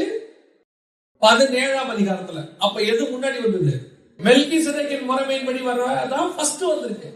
இப்ப வசனத்துல உங்களுக்கு சொல்லணும்னா, இஸ்ரவேலர்களுக்கு பஸ்கா ஆட்டுக்குட்டி அடிக்கப்பட்டது எப்பொழுது? எகிப்துல புறப்படுற அன்னைக்கு ராத்திரி அடிக்கப்பட்டது. ஆனா உங்களுக்கு எனக்கு ஆட்டுக்குட்டி அடிக்கப்பட்டது எப்போது? உலக தோற்றம் முதல் அடிக்கப்பட்ட ஆட்டுக்குட்டி. புரியுதா? அப்ப அவங்களுக்கு ஆட்டுக்குட்டி அடிக்கப்பட்டுச்சு, நமக்கு ஆட்டுக்குட்டி அடிக்கப்பட்டுச்சு. அவங்க ஆட்டுக்குட்டி உலகம் உண்டாகி 2000 வருஷம் கழிச்சு அடிக்கப்பட்டது. நம்ம ஆட்டுக்குட்டி உலக தோற்றம் முதல் அடிக்கப்பட்டது. நம்ம உடன்படிக்கை தான் ஃபர்ஸ்ட் வந்தது. நியாயப்பிரமாணம் 2000 வருஷம் கழிச்சு வந்துச்சு. ஆனா என்ன நடந்துச்சு, இங்க முன்னாடி என்ன வந்தது அப்படின்னு கேட்டா, இங்கதான் நம்ம செய்தியை பார்க்க போறோம். இந்த இது புரிஞ்சாதான் செய்தி பார்க்க முடியும். என்ன பிரச்சனை அப்படின்னு கேட்டீங்கன்னா, முதல் 2000 வருஷமும் கர்த்தருடைய திட்டம் மெல்கிசேதேக்கின் முறைமையின்படிதான் நம்மள என்னவா இருக்கணும்? ஜனங்க ஆசாரியரும் ராஜாவா இருக்கணும்ன்றதான் கர்த்தருடைய பிளான். ஆனா முதல்ல யார் விழுந்துட்டா? ஆதாம் விழுந்துட்டார். அதுக்கப்புறம் ஒரு 2000 வருஷம் கழிச்சு தான் நோவா. 1650 வருஷம் கழிச்சு நோவாவோட ஜலப்பிரளயம். ஆபிரகாம் வரைக்கும் 2000 வருஷம். இந்த 2000 வருஷமும் நியாயப்பிரமாணமே இல்ல. கர்த்தர் என்ன செய்யறாருன்னா, ஜனங்க மனம் திரும்பி இருதயத்துல ஆண்டவர்ட்ட மன்னிப்பு கேட்டு மனம் திரும்புவாங்கன்னு வெயிட் பண்றாரு. ஆனா அவங்க வரல. வராதனால கர்த்தர் என்ன பண்றாரு? எந்த முறைமையை கொண்டாடுறாரு? நியாயப்பிரமாண முறைமையை கொண்டாடுறாரு. இதுக்கு அடையாளமா தான் இப்ப ஆபிரகாமை கொண்டு வரும்போது, ஆபிரகாம் தான் ஆண்டவர் ஃபர்ஸ்ட் சொல்றாரு, அப்பமும் ரசமும் கொடுத்து முதல் 2000 வருஷத்துல ஃபெயிலியர் ஆயிட்டோம், முடிஞ்சிருச்சு. இப்ப நான் உன்னை என்ன செய்யறேன்? செலக்ட் பண்றேன். ஆதாமுக்கு பதிலா ஒன்ன செலக்ட் பண்றேன். உனக்கு எப்படி ஆதாமுக்கு மெல்கிசேதேக்கின் முறைமையின்படி நான் அவனை ராஜாவும் ஆசாரியமா வச்சேனோ, அதே மாதிரி உன்னை என்ன பண்ண போறேன்? இப்ப ராஜாவும் ஆசாரியமா வைக்க போறேன். அதுக்குதான் என்ன கொடுக்கிறார்? கொண்டு அப்பமும் ரசமும் கொடுக்கிறார். இப்போ ஆபிரகாம் அதுக்கு முன்னாடி எல்லாத்தையும் கரெக்டா செஞ்சுக்கிட்டு இருக்கிறார். தகப்பன் வீட்டை விட்டு போயிட்டார். அப்புறம் போயிட்டு ஆறான்ல தங்குறாரு. ஆறான்ல தங்கும் போது நீங்க இருக்காத இங்க இருந்து புறப்பட்டு போங்கிறாரு. திருப்பி அங்கிருந்து என்ன செய்யறாரு? புறப்பட்டு போறாரு. கானானுக்கு போறாரு. ஆனா இப்ப அப்பமும் ரசமும் எல்லாம் கரெக்டா கொடுக்கப்படுது, எல்லாம் நடக்குது. அப்பத்தையும் ரசத்தையும் கையில வாங்கின ஆபிரகாம் எங்க டீவியேட் ஆறாருங்கிறதா ரொம்ப பிரச்சனை. நம்ம புரிஞ்சுக்கணும். இப்போ உங்களுக்கு எனக்கு ஆண்டவர் என்ன கொடுத்து வச்சிருக்காரு? கையில அப்பத்தையும் ரசத்தையும் கொடுத்து வச்சிருக்கிறார். இப்போ ஆபிரகாம் எல்லாத்தையும் கரெக்டா செய்யறாரு. ஒரே ஒரு மிஸ்டேக், சின்ன மிஸ்டேக்னு அவர் நினைச்சுக்கிட்டாரு. ஆனா அதான் பெரிய மிஸ்டேக். என்ன பெரிய மிஸ்டேக்? நல்லா கவனிங்க. ஆதியாகமத்தின் புத்தகம் 12ஆம் அதிகாரம் 9, 10, 11 வாசிங்க. 9, 10, 11. ஆபிரகாம் புறப்பட்டு தெற்கே பிரயாணம் பண்ணி கொண்டு போனான். அத்தேசத்திலே பஞ்சம் உண்டாயிற்று. தேசத்திலே பஞ்சம் கொடிதா இருந்தபடியால் ஆபிரகாம் எகிப்து தேசத்திலே தங்கும்படி அவரிடத்துக்கு போனான். நல்லா கவனிங்க, இதுதான் அவர் பண்ற மிஸ்டேக். கர்த்தர் ஆபிரகாமை கானானுக்கு போறதுக்கு கூப்பிட்டு வந்தாரு. கானானுங்கிறது எது? இஸ்ரவேல். இஸ்ரவேல் வடக்கு பக்கம் இருக்கு, மேல் நோக்கி பிரயாணம். இப்ப ஆபிரகாம் எந்த பக்கம் பிரயாணம் பண்றாரு? கீழ் நோக்கி பிரயாணம், தெற்கு பிரயாணம் பண்றாரு. ஏன் அப்படின்னு கேட்டா, அவர் இருந்த தேசத்துல என்ன வந்துருச்சு? பஞ்சம் வந்துருச்சு. இப்போ உலக பிரகாரமா ஒரு பஞ்சம் வந்தோடனே, பிரச்சனை வந்தோடனே அந்த ஊரை விட்டு போறதுங்கிறது இயல்பு, சாதாரணம், எல்லாரும் செய்யறதுதான். ஆனா தேவ திட்டத்தோடு அழைக்கப்பட்ட மனுஷன் தன் பிரயாணத்தை தேவ சித்தப்படிதான் நடத்தணும், சந்தர்ப்ப சூழ்நிலைப்படி நடத்தக்கூடாது. வாசிங்க 26ஆம் அதிகாரம் ஆதியாகமத்தின் புத்தகம் 1, 2 வாசி. உண்டான பஞ்சத்தை அல்லாமல் பின்னும் ஒரு பஞ்சம் தேசத்தில் உண்டாயிற்று. அப்பொழுது ஈசாக்கு பெலிஸ்தருக்கு ராஜாவாகிய அபிமெலேக்கினிடத்தில் கேராருக்கு போனான். கர்த்தர் அவனுக்கு கர்த்தர் அவனுக்கு தரிசனமாகி எகிப்துக்கு போகாமல் எங்க போகாம எகிப்துக்கு போகாமல் நான் உனக்கு சொல்லும் தேசத்திலே குடியிரு. இதுதான் கர்த்தருடைய பிளான். தேசத்துல பஞ்சம் வரும், தேசத்துல போராட்டம் வரும், இல்லாமை வரும், குறைவு வரும். ஆனால் தேவ திட்டத்தோடு அழைக்கப்பட்ட மனுஷர்களாகிய நீங்களும் நானும் தேவன் சொல்லுகிற இடத்தில் தான் குடியிருக்கிறது. சந்தர்ப்ப சூழ்நிலைக்காக உங்களுடைய என்னுடைய சூழ்நிலை என்ன செய்யக்கூடாது, மாறக்கூடாது. உலக பிரகாரமா அது கரெக்ட். இப்போ அந்த ஈசாக்கு அதே மாதிரி பிரச்சனை, சேம் பிரச்சனை. கர்த்தர் சொல்றாரு போகாத, இங்கே இரு. ஏன்? உங்க அப்பா போனதுனாலதான் உடன்படிக்கை போச்சு. என்ன போச்சுன்னு உங்களுக்கு சொல்றேன். அடுத்து அவன் எகிப்துக்கு போனதுனால என்ன பிரச்சனை உங்களுக்கு சொல்றேன். அதனால நீ எங்க போகாத, எகிப்துக்கு போகாத. சரின்ட்டு இவரும் அங்கே இருக்கிறாரு. தேசத்துல பஞ்சம். அதே 26 அதிகாரத்துல கீழே வாசித்து பாருங்க. கர்த்தர் சொல்ற அந்த தேசத்துல ஒரு துறவு வெட்டுறாரு. 15வது வசனம் வாசிங்க. அவன் தகப்பனாகிய ஆபிரகாமின் நாட்களில் அவனுடைய வேலைக்காரர் வேண்டின துறவுகளை எல்லாம் தூர்த்து மண்ணினால் நிரப்பி போட்டார்கள். இப்ப என்னாச்சு? கர்த்தர் சொல்ற இடத்துல இருக்கிறாரு. ஆனா இருக்கிற துறவு அப்பாவுடைய சொத்து. அது ஈசாக்குடைய அப்பா சொத்து. ஆனா அந்த சொத்து என்ன ஆகுது? கையை விட்டு போகுது.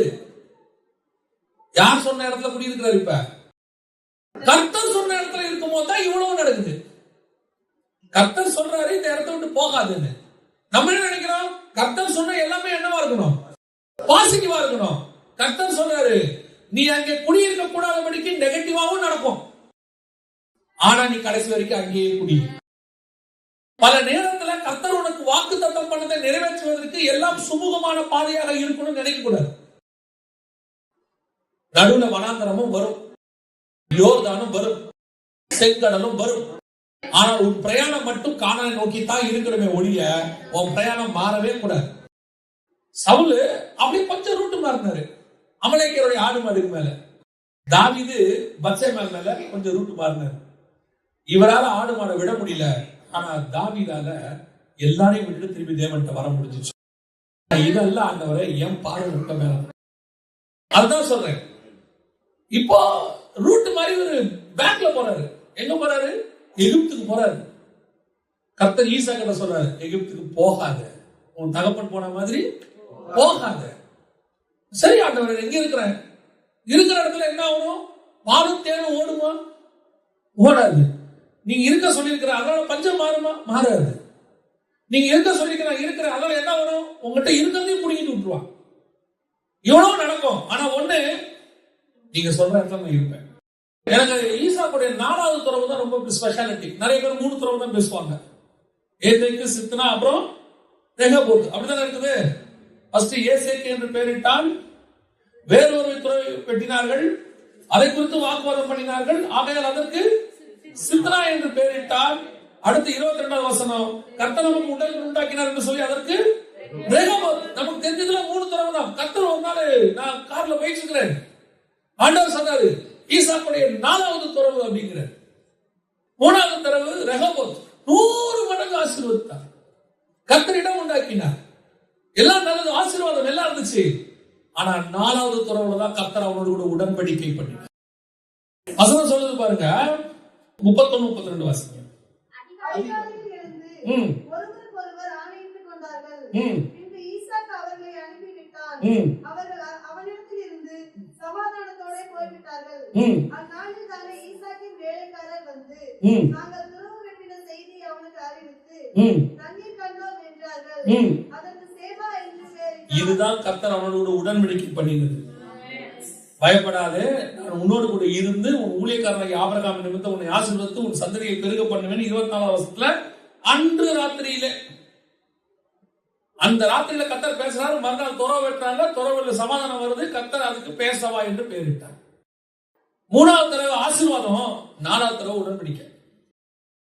கர்த்தர் சொல்றாரு 4வது தடவை தான் உனக்கு அப்படின்னாரு. எனக்கு 4வது தடவை பத்தி படிச்சு ஞாபகமே இல்லை. 3வது தடவை தான் நம்ம எல்லாரும் ஞாபகம் இருக்கோம். ரெகோபோத் இல்லையா? தப்பு இல்லை. நம்முடைய ஆசீர்வாதம் நம்ம விரும்புறோம். ஆனா ஆசீர்வாதம் கூட விட்டு போவதற்கு வாய்ப்பு இருக்கு. கர்த்தர் உடன்படிக்கை பண்ணினால் அந்த உடன்படிக்கை மாறவே மாற. அப்போ இந்த இடத்துல நல்லா கவனிச்சு பாத்தீங்கன்னு சொன்னா, தாவீதுக்கும் ஈசாக்கும் தான் வித்தியாசம். ஆண்டவர் சொன்னாரு எகிப்துக்கு போகாதேன்னு, இவர் போயிட்டாரு. யாரு போயிட்டாரு? ஆபிரகாம் போயிட்டாரு. போன உடனே தான் அங்க போனாதான் தெரியுது, இதுவரைக்கும் நம்ம ஊர் போனது எல்லாமே எல்லாம் நம்ம மனைவியை விட அழகானவங்க. எகிப்துக்கு கொண்டு போனா இந்த அம்மா வந்து அங்க இருக்கிறவங்க எல்லாரை விட பயங்கர அழகா இருக்கு. முடிஞ்ச ஐயோ, ஏன்னா எகிப்தியர்கள் கருப்பு, பிளாக் பீப்புள்ஸ், உன்னை வைத்து என்னை கொள்வார்கள். அதனால நீ அண்ணா சொல்றது எவ்வளவு பிரச்சனை வருது பாருங்க. ராங் ரூட்ல போனா, ரைட் ரூட்ல போனோம்னா நமக்கு ஒரு பிரச்சனையும் இல்லை. இப்போ சொல்லியாச்சு எங்க பிரச்சனை வருதுன்னு உங்களுக்கு சொல்றேன். இப்போ பார்வோன் போயிட்டாரு. பார்வோன் தூக்கி போனாரா, போயிட்டு என்ன வேலை பண்ணாரு பாருங்க. பார்வோன் வாசிங்க, அது அவன் 12:16. அவள் நிமித்தம் அவன் ஆபிரகாமுக்கு தயை பாராட்டினான்.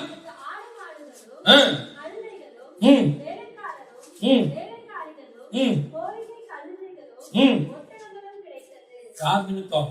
சாரா நிமித்தம். யார் கொடுத்தது? பார்வோன். எதுக்காக கொடுத்தாரு? அதுதான் எனக்கு முக்கியமான கேள்வி. எதுக்காக கொடுத்தாரு? உன் வைஃப் நீ எனக்கு கொடுத்ததுனால அவனுக்கு எல்லாம் கொடுத்தாரு. எவ்வளவு ஒரு கிரிட்டிக்கல் கண்டிஷன் பாருங்க. கர்த்தருடைய பிளான் யார் மேல இருக்கு? ஆபிரகாமுடைய சாரான் மேலேயும் இருக்கு, 2 பேர் மேலேயும் இருக்குது. இதுக்கு பின்னாடி பிசாசுடைய திட்டம் ஒண்ணு இருக்கு. அது என்னன்னு அடுத்து உங்களுக்கு சொல்றேன். இப்ப ராங் ரூட்ல டிராவல் பண்ண உடனே இப்போ பார்வோன் தூக்கி போயிட்டான். தூக்கி போன உடனே சாராளை வச்சுக்கிட்டு உனக்கு என்னன்னா வேணும் கேளுங்கிறான். ஆனா இவ்வளத்தையும் கொடுத்தாலும் ஒரு சாராளுக்கு ஈக்குவல் ஆகாது. ஏன்னா சாராள் தான் கர்த்தருடைய பிளான். கழுத கர்த்தருடைய பிளான் கிடையாது. வேலைக்காரி கர்த்தருடைய பிளான் கிடையாது. கோவேரி கழுத கர்த்தருடைய பிளான் கிடையாது. வேலைக்காரர்கள் கர்த்தருடைய பிளான் கிடையாது. கர்த்தருடைய பிளான் சாராள் மேலதான். பிசாசுக்கு நல்லா தெரியும் உன் மேல கர்த்தருடைய பிளான் எங்க இருக்கு. உன்னை ஈஸியா வேலைக்காரங்க வேலைக்காரி காரு வண்டி கொடுத்து உன்னை ஏமாத்திடுவான். ரொம்ப கேர்ஃபுல்லா இருக்கணும். ஆண்டவர் எனக்கு ஒரு பிளான் வச்சிருக்கிறாரு, அந்த பிளானை நான் செய்யறதுக்கு ஆல்டர்னேட்டா எதை கொடுத்தாலும் நான் வாங்க மாட்டேன். ஆல்டர்னேட்டா எங்க போசணும் நான் போக மாட்டேன். ஏன்? கர்த்தர் என் மேல வச்ச திட்டம் அப்படி. ஒருவேளை இன்னைக்கு என்னை விட எனக்கு கிடைக்கிறது பெருசா இருக்கும், ஆனா பின்னால் எனக்கு கிடைக்க போறத பார்த்தா இது ஒண்ணுமே கிடையாது.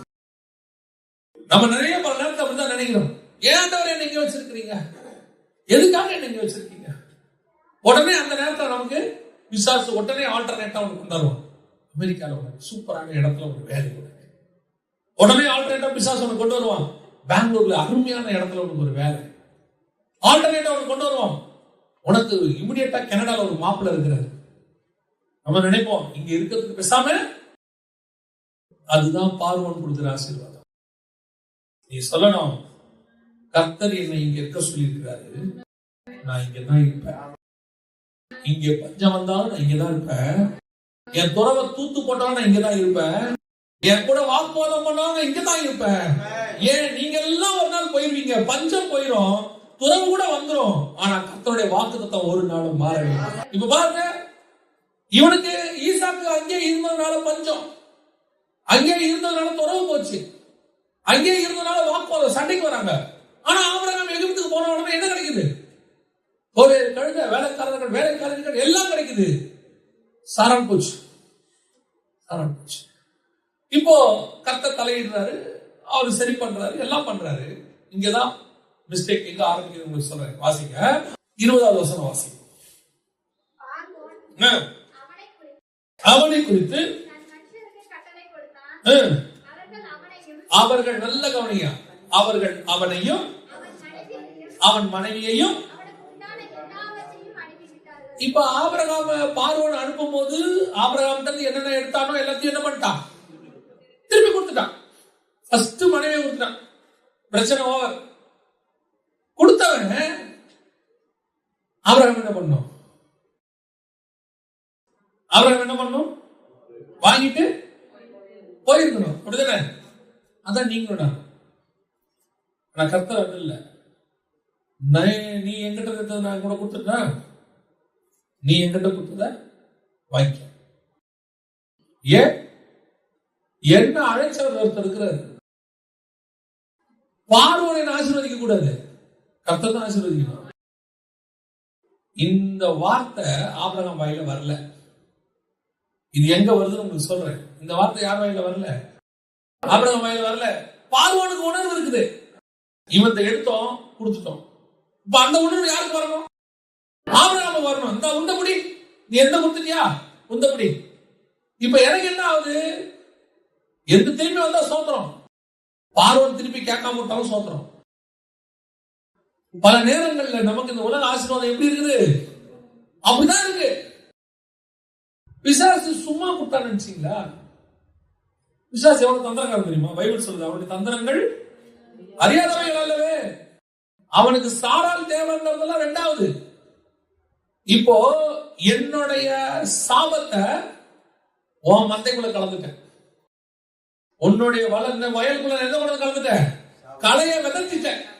அது ஒரு நாள் முளைக்கியா? அது மட்டும் ஆபிரகாம் கான்சியஸா இருந்திருந்தாருன்னா திருப்பி என்ன பண்ணிருக்கணும்? கொடுத்திருக்கணும். எங்க வீட்டுல நடந்தது, பட் உங்களுக்கு நடந்திருக்கும். சில நேரத்தில் சொந்தக்காரங்களுடைய சொத்து நமக்கு ஆண்டவர் வரவிட மாட்டார். சில சொந்தக்காரங்களோட சொத்தை என்ன செய்ய மாட்டாரு? வரவிட மாட்டாரு. ஏன் வரவிட மாட்டாருன்னா அந்த சொத்தை வாங்கினதுல ஒரு சாபம் இருந்திருக்கும்.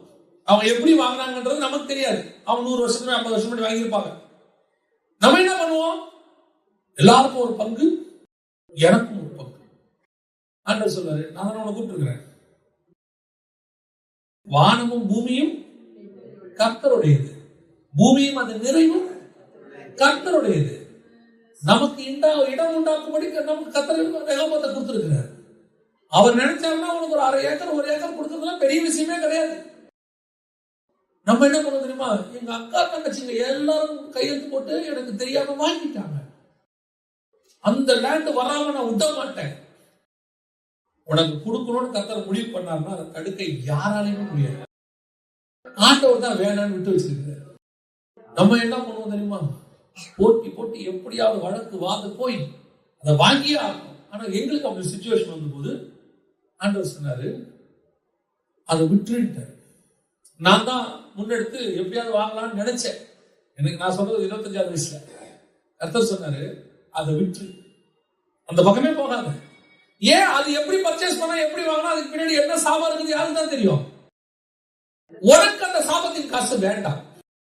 நான் உன்னை ஆசீர்வதிப்பேன். அந்த ஆசீர்வாதத்தோட வேதனையை கூட்டாமல் இருக்கும். இந்த சாபம் உள்ள வந்துருச்சு, என்ன ஆகும்? லாபான் வீட்டுல இருந்து ஏன் ஆடு மட்டும் தான் வரணும்? லாபான் நாட்டுல ஒண்ணு கூட வரக்கூடாது. எங்க அப்பா வந்து தானே, நான் ஒரு எடுத்துட்டு வந்த என்ன தப்புன்னு ஒரு சுரூபத்தை தூக்கிட்டு வந்துட்டீங்கன்னு வச்சுக்கோங்க. நீங்களா சாமர்த்தியமா மறைச்சிட்டீங்கன்னு வச்சுக்கோங்க. லாபானாலேயே கண்டுபிடிக்க முடியலன்னு வச்சுக்கோங்க. நீ கானானுக்கு போக மாட்ட, வழியில செத்து போவ. லேயாளுக்கும் தமக்கும் தான் வித்தியாசம். 2 பேரும் ஒன்னா தான் வந்தாங்க. 2 பேருமே சேர்ந்துதான் 12 கோத்திரம். 2 பேருக்காக தான் யாக்கோபு வேலை செஞ்சிருக்கிறான். 2 பேருக்காக தான் இயேசு ரத்தம் சிந்தி இருக்கிறார். எல்லாம் ஓகே தான். ஆனா ஒரு சபை வழியில செத்து போச்சு, ஒரு சபை கானானுக்கு போயிடுச்சு. ஏன்? இந்த உலகத்தின் சொரூபம், உலகத்தின் ஆசீர்வாதம், உலகத்தினுடைய ஒரு சாபம் உன் கூடாரத்துக்குள் இருக்கிறது. அதை வேணா நீ தூக்கி போட்டினாதான் படைச்ச. கர்த்தர் ஏன் லாபானை அனுப்புனார் தெரியுமா? ஏன் அனுப்புனார் தெரியுமா? உன்னை சுத்திகரிக்கிறதுக்காக அனுப்புனார். பல நேரங்களில் கர்த்தர் அப்படிதான் அனுப்புவார். ஏன் சிம்சோனை முடிச்சு கையில கொடுத்தாரு தெரியுமா? அவன் அடிச்சா பாருங்க மொட்டை. நம்ம சொல்றோம் சிம்சோன் மொட்டை அடிக்கப்பட்டான், மொட்டை அடிக்கப்பட்டான். அதுதான் சிம்சோனுக்கு கர்த்தர் செய்த நன்மை. ஏன்? ஒரு நசரேய விரதம் இருக்கிறவன் ஒரு தீட்டான சர்பத்தை ஒரு செத்து போன தொட்டானா அவன் தலை மொட்டை அடிக்கப்படணும். அப்பதான் அவன் திருப்பி இஸ்ரவேலுக்குள்ள சேர்த்துக் கொள்ளப்படுவான். என்ன ஆராதிக்கிறது? இவனை யாருக்கும் சொல்லாம மறைச்சிட்டான். சிங்கத்துக்கிட்ட எடுத்தது கர்த்தர் மறக்கவே மாட்டார். ஏன்? இதே சிம்சோன் விசுவாச வீரர்கள் பட்டியல்ல எபிரேயர்ல உள்ள வரணும். அவனை கொண்டு வரதுக்கு நீ இஸ்ரவேலுக்குள்ள மொட்டை அடிக்கலையா? உன்னை பெலிஸ்தர் கையில கொடுத்து மொட்டை அடிக்கிறவா? ஏன்? இவன் மொட்டை அடிச்சாங்களே, அந்த மொட்டை தானே அவனுக்கு நல்லது. நீ திருப்பி இஸ்ரவேலுக்குள்ள வந்துருவ. அந்த மாதிரிதான் லாபானை அனுப்பி வைக்கிறார் ஆண்டவர்.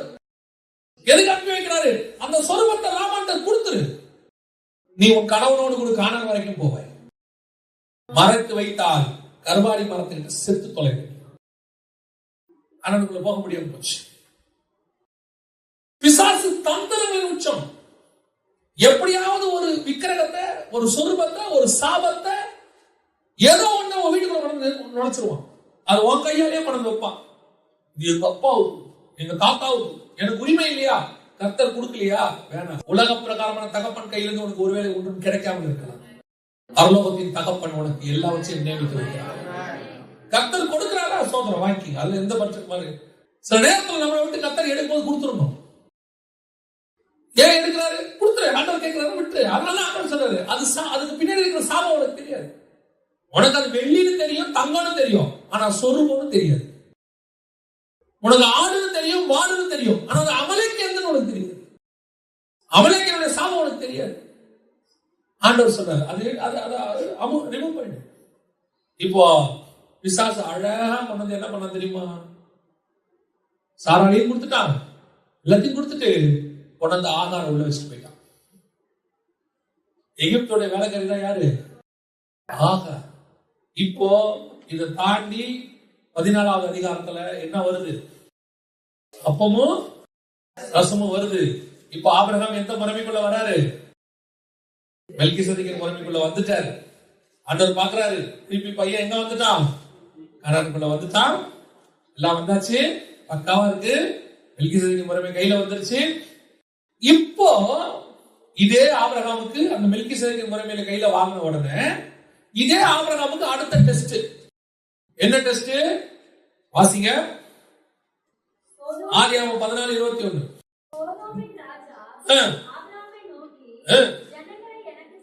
ஜனங்களை எனக்கு தாரும், பொருட்களை நீர் எடுத்துக்கொள்ளும் என்றான். இப்ப நெக்ஸ்ட் ஒருத்தன் தரான் பாருங்க. ஃபர்ஸ்ட் பார்வன் கொடுத்தானா, இது அப்பமா ரசம் வாங்குறதுக்கு முன்னாடி எல்லாம் வந்துருச்சு. இப்போ அப்பமா ரசம் கையில வாங்கியாச்சு. வாங்கின உடனே அந்த உணர்வு சொல்லுது, இந்த அப்பமா ரசம் வாங்கின கையால நீ எதை வாங்க கூடாது. அடுத்த வசனம் வாசிக்க.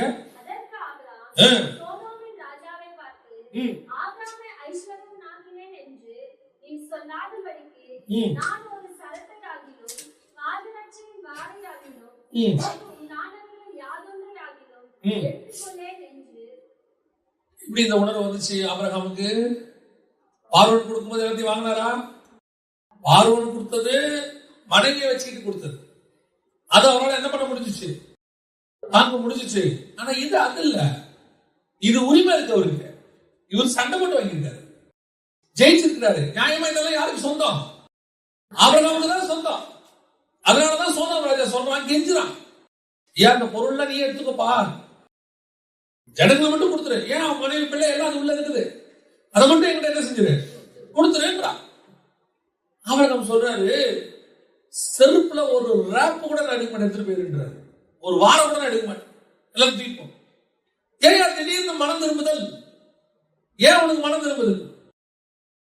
என் கையில இப்பதான் அப்பமும் ரசமும் வந்துட்டு போச்சு. நீ வர்றதுக்கு முன்னாடி என்ன வந்துச்சு, அப்பமும் ரசமும் வந்துச்சு. இது மெல்கிசேதேக்கின் முறைமையின்படி நான் பரலோகத்தின் உடன்படிக்கைக்குள்ள ராஜாவும் ஆசாரியனுமாய் அழைக்கப்பட்டிருக்கிறேன். இந்த உடன்படிக்கையில் இருக்கிறன்னா இந்த பூமிக்குரிய எந்த ஆசீர்வாதத்தையும் எவங்கிட்ட இருந்து வர்றதையும் அதுல இருந்து ஒரு சின்ன பார்ட்டையும் கூட நான் விரும்ப மாட்டேன். எனக்கு எல்லாம் கர்த்தர் கொடுத்ததா மட்டும்தான் இருக்கணும், நீ கொடுத்ததா இருக்க கூட. எவ்வளவு பெரிய ஆசீர்வாதம். சில நேரத்தில் நம்ம என்ன நினைக்கிறோம், என்ன சொல்லி கொடுக்குறாங்க, யாராவது வந்து ஏதாவது கொடுப்பாங்களான்னு வெயிட் பண்றோம். சில நேரங்கள்ல கர்த்தர் என்ன செய்யறாங்க, சில சாபமான காசுகளை வாங்க வேண்டாம் என்று சொல்லுவோம். நாம் அதை விட்டுருணும். நான் சொல்லுவேன், அதை காட்டிலும் எத்தனையோ 1000 மடங்கு அதிகம் கொடுத்து கர்த்தரை ஆசீர்வதிப்பார். அதே தேவன் தான், அவ்வளவுதான் விஷயம். அப்பதான் சில நேரத்தில் நாம என்ன நினைக்கிறோம், அது எப்படி இது அதோட மேன்மையை பார்த்துக்கிட்டு தூக்கி போடுறாங்க. காடுக்கு முன்னாடி ஒண்ணுமே தூக்கி போட வேண்டியது. இப்போ அந்த கையில வாங்கும் போது சொல்றான் பாருங்க, வானத்தையும் பூமியை உண்டாக்கின தேவன் கொடுப்பாரு, நீ என்ன கொடுத்தது போயிட்டே இருக்கு. அதுக்கு பின்னாடி பிசாசுடைய தந்திரம் இருக்கு. என்ன தெரியுமா? வேலை ஆபிரகாம் அந்த பொருளை வாங்கி வச்சிருந்தாருன்னு வச்சுங்க, அடுத்த ஒரு 2 அதிகாரத்துல எல்லாம் எரிய போகுது. சோதம் மொத்தம் என்ன செய்ய போகுது? அழிய போகுது. அங்க அழியும் போது எங்க அழிவு வரும்? இங்கேயும் அழிவு வரும். ஏன்னா சோதமுடைய பொருள் எங்க இருக்கு? இங்கேயும் இருக்கு. இது பிசாசுடைய தந்திரம். சில நேரத்துல அந்த அழிவை நமக்கு சேர்ந்து வர்றதுக்கு பிசாசு நம்ம சேர்ந்து போக கூட. கரெக்டா அடிச்சா பாருங்க ஆபிரகாம். இப்போ அப்பம் ரசம் வாங்கியாச்சு, எதையும் தொட மாட்டேன்னு ஆபிரகாம் என்ன செஞ்சுட்டாரு? கரெக்டா தெளிவா இருக்கிறாரு. இப்பதான் பிசாசு பார்த்தான். ஓ, நீ மெல்கிசேதேக்கின் முறைமைக்கு போறியா? ராஜாவும் ஆசாரியமா போயிட்டு இருக்கிறியா? இந்த ராஜாவும் ஆசாரியமா போயிட்டு இருக்கிற இவனை சோதம் ராஜா கொடுத்த எதை தொட மாட்டேன்? எதை தொட மாட்டேன்? பொருளை தொட மாட்டேன். பாதரட்சியின் வாரம் கூட தொட மாட்டியா? கூப்பிட்டா சாராங்க. இப்ப நீ என்ன செய்ய? ஆகாரோடு கூட சேரும். இது யார் கொடுத்தது? பார்வன் கொடுத்தது. அப்பமும் ரசமும் தொட்ட கையால சோதம் ராஜாவுடைய பாதரட்சியே நீ தொட மாட்டீன்னா பார்வன் ராஜாவுடைய வேலைக்காரியும் தொடக்கூடாதுல்ல. கரெக்ட் தானே? எங்க வச்சா பாருங்க, ஒரு கண்ணினா நான் சொல்றது பெண் அல்ல, ஒரு டிராப். கண்ணி வெடிப்பாங்க, டிராப். அந்த டிராப்பை கொண்டு உங்கள்கிட்ட புதைச்சிட்டான் ஏற்கனவே. உனக்கு அவன் ட்ரை பண்றான், என்னைக்காவது ஒரு நாள் இது மாதிரி காது வைப்ப வெடிக்கும்.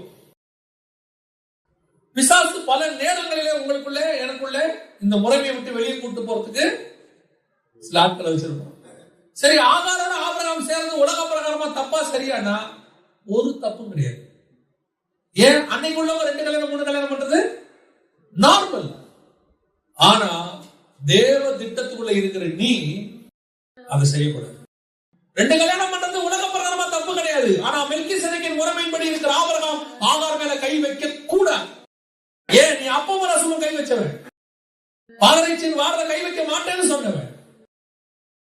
உலகத்துக்கு எல்லாம் கரெக்ட் பா, ஆனா எங்களுக்கு வேற ரூல்.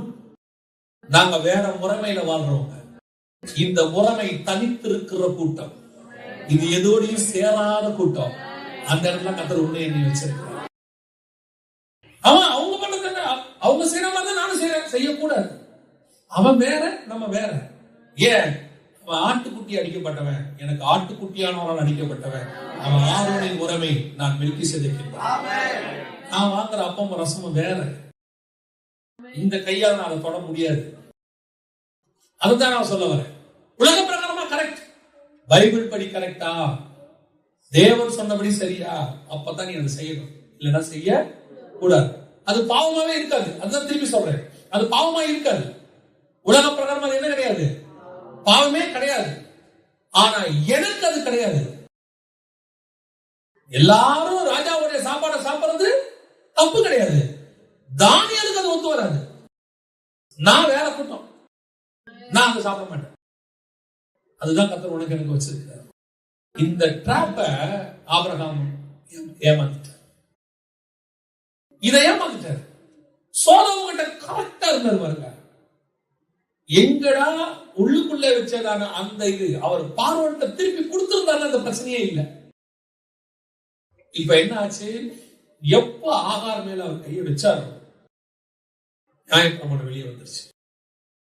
என்ன சொல்றீங்க? ஆகாருக்கும் நியாயப்பிரமாணம் என்ன சம்பந்தம்? கலாத்தியர்கள் நிருபம் 4ஆம் அதிகாரம் 2, 23, 24, 25, 26 வரைக்கும் வாசிங்க. ஆபிரகாமுக்கு 2 குமாரர் இருந்தார்கள் என்று எழுதியிருக்கிறது. ஒருவன் அடிமையானவனிடத்தில் பிறந்தவன், ஒருவன் தியாகீனம் உள்ளவனிடத்தில் பிறந்தவன். அடிமையானவனிடத்தில் பிறந்தவன் மாம்சத்தின்படி பிறந்தான், தியாகீனம் உள்ளவனிடத்தில் பிறந்தவன் வாக்குத்தத்தத்தின்படி பிறந்தான். இவைகள் ஞான அர்த்தம் உள்ளவைகள். அந்த ஸ்திரீகள் 2 ஏற்பாடுகளாம். ஒன்று சீனாய் மலையில் உண்டான ஏற்பாடு, அது அடிமைத்தனத்திற்குள்ளாக கிளை பெறுகிறது. அது ஆகார் என்பவள் தானே. ஆகார் என்பது அரபு தேசத்தில் உள்ள சீனாய் மலை. அந்த ஆகார் இப்பொழுது இருக்கிற எருசலேமுக்கு சரி. இவர் தன் பிள்ளைகளோட கூட அடிமைப்பட்டிருக்கிறாரே. மேலான எருசலேமே, தியாகீனம் உள்ளவள், அவளே நம் எல்லோருக்கும் தாயானவள். நல்லா கவனிச்சுக்கோங்க. அப்ப 2 ஏற்பாடு புரிஞ்சிருச்சா? எது நியாயப்பிரமாணம், எது மெல்கிசேதேக்கின் முறைமை, கிருபையின் பிரமாணம் தெரிஞ்சிருச்சு. சரி, இப்ப ஆகார் தான் நியாயப்பிரமாணங்கிறதுக்கு என்ன அடையாளம்? வசனத்துல தெளிவா இருக்கு, கரெக்டா இருக்கு. பவுல் 4ஆம் அதிகாரத்தில் தெளிவா எழுதிட்டாரு. ஆனா ஆகார் மூலமா தான் நியாயப்பிரமாணம் வந்தது அப்படிங்கிறதுக்கு என்ன அடையாளம் அப்படின்னு கேட்டீங்கன்னா, சொல்லிட்டு முடிக்கிற வாசிங்க. 17ஆம் அதிகாரம், ஆதியாகமத்தின் புஸ்தகம் 17ஆம் அதிகாரம் 1வது வசனத்துல இருந்து வாசிங்க.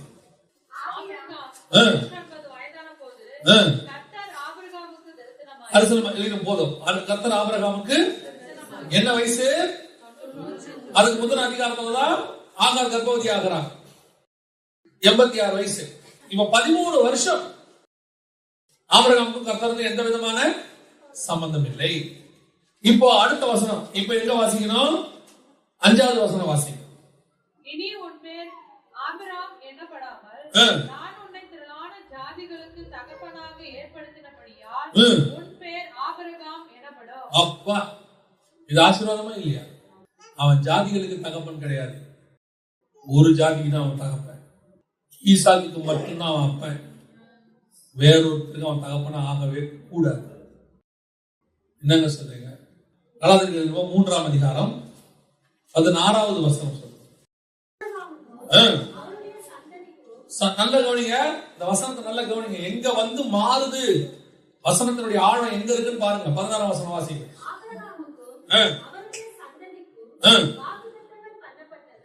யாருக்கு? ஆபிரகாமுக்கும் சந்ததிக்கா, சந்ததிகளுக்கா? சந்ததிக்கும் வாக்குத்தத்தம் பண்ணப்பட்டது.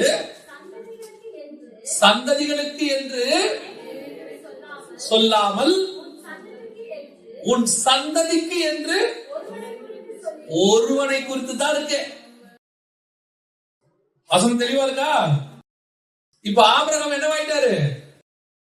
ஆபிரகாம் ஆயிட்டாரு, திரளான ஜாதிகளுக்கு தகப்பன். ஆபிரகாம் என்ன அர்த்தம் தெரியுமா? மேலான தகப்பன், the high father. ஆபிரகாம் என்ன அர்த்தம் தெரியுமா? திரளான ஜாதிகளுக்கு தகப்பன், father of all nations.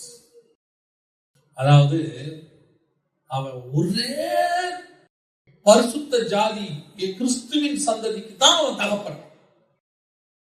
இப்போ உலகத்துல இருக்கிற நிறைய ஜாதிகளுக்கு அவன் தகப்பன். இப்ப புரியுதா? இதுல எது ஆசீர்வாதம்? அந்த ஒரே ஜாதிக்கு தான் அவன் தகப்பன். அவன் யாருக்கு அடையாளமா இருந்தான் தெரியுமா? பிதாவாகிய தேவனுக்கு அடையாளமா இருந்தான். சரி, அவன் ஒரு பிதா தம்முடைய ஒரே பேரான குமாரனை தந்தருளி, அந்த ஒரே பேரான குமாரன் ஈசாக்கு, அந்த ஒரே குமாரன் இயேசு கிறிஸ்து. அப்படி இருக்க வேண்டியவன் எப்ப ஆகார் மேல கைய வச்சானோ அவனுடைய அழைப்பு போச்சு. ஆபிரகாம் என்னவாயிட்டாரு? ஆபிரகாம் ஆயிட்டாரு. இப்ப பூமிக்குரிய ஆசீர்வாதம் எப்படி இருக்கு? அவருக்கு நிறைவா இருக்கு. என்ன சொல்றாங்க அவரை பார்த்து? அவர் செல்வ சீமானாய் இருக்கிறார். ஈசாக்கு பொண்ணு பார்க்கும் போது என்ன சொல்றான்? செல்வ சீமானாய் இருக்கிறார். எல்லாருக்கும் சூப்பர், திரளான கூட்டம்.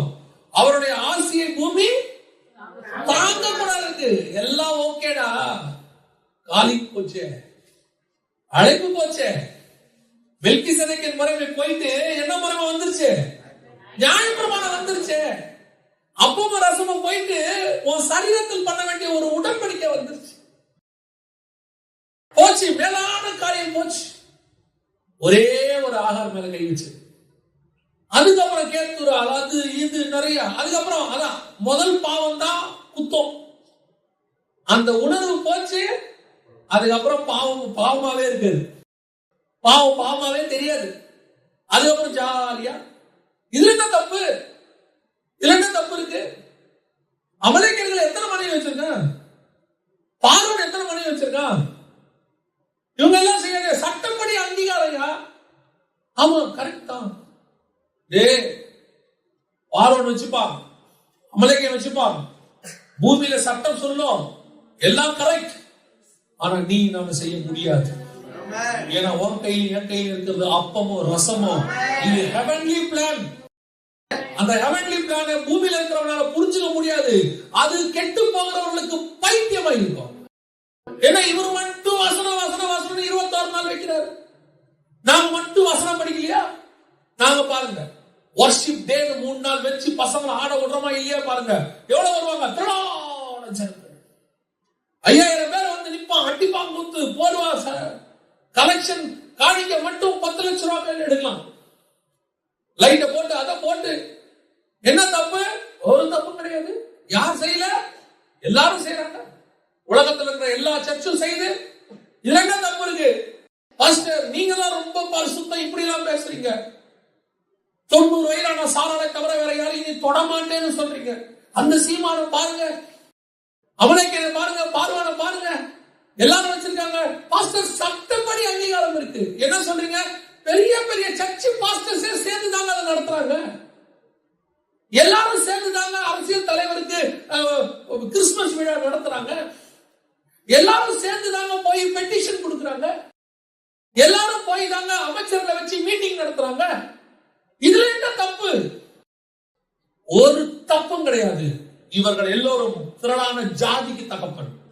நீயும் நானும் மேலான தகப்பனுக்கு ஒரே சந்ததி. இந்த சந்ததி அப்பத்தி ரசத்தையும் கை வச்ச சந்ததி. வேற எது மேல இது கை வைக்காது.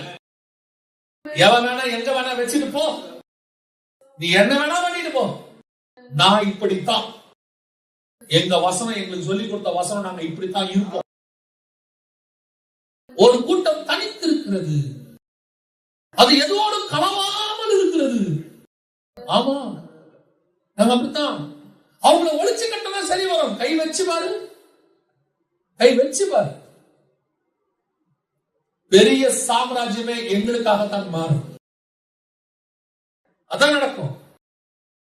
ஆக எவன் தூக்கு வார்த்தை செய்யறோம் அவன் விழுவான். அதுல உன்னைய என்னையும் எவன் கேவலமா பேசுறானோ அவன் அதுல விழுவான். கர்த்தர் உன்னைய என்னையும் ராஜாவும் ராஜகுமார் உட்காரப்பா. ஏன்னா அவன் அழைப்புல ராஜாக்களும் உண்டு. எப்பேற்பட்ட ஆசீர்வாதத்தை கர்த்தர் ஒண்ணு கணக்கு வச்சிருக்கிறாரு. அப்பத்திய ரசத்தையும் கையில வாங்குற நீங்களும் நானும் மெல்கிசேதேக்கின் முறைமையின்படி அழைக்கப்பட்ட நித்திய ஆசாரியருடைய ஒரே சந்ததி. நீங்க பாட்டு அசால்ட்டா போய் நீ கை வச்சிட போறீங்க. எல்லாரும் பண்றாங்க, நான் பண்ணா என்ன தப்பு? ஆமா எல்லாரும் பண்ணுவான், நான் பண்ண மாட்டேன். இல்லைங்க சட்டப்படி கரெக்ட், சட்டப்படி கரெக்ட், நான் பண்ண மாட்டேன். நீங்க என்ன அவ்வளவு பெரிய ஆளா? ஆமா ஆமாப்பா, நீ எல்லாம் உன் சரீரத்துல உடன்படிக்கை பண்ண வேண்டாம், நான் என் இயேசுவின் சரீரத்துல உடன்படிக்கை பண்ணுவேன். அது வேற, அது வேற. அதனால நீ நானும் வேற போட்டோம். தயவு செய்து இந்த அப்பத்திய ரசத்தையும் மெல்கிசேதேக்கின் முறைமையின்படி அழைக்கப்பட்டிருக்கிற ஆபிரகாம் ஆகிய நீங்களும் நானும் கடைசி வரைக்கும் ஆபிரகாமா தான் இருக்கணும். ஆபிரகாமா மாறக்கூடாது. உலகம் பிரகாரமான ஆசீர்வாதங்கள் வரும், மேன்மைகள் வரும். கொஞ்சம் அப்படி இப்படி போனா கிடைக்கும் சொல்லுவாங்க. நீங்க கொஞ்சம் அட்ஜஸ்ட் பண்ணி போனீங்கன்னா எவ்வளவு ஆண்டர் செய்வார்.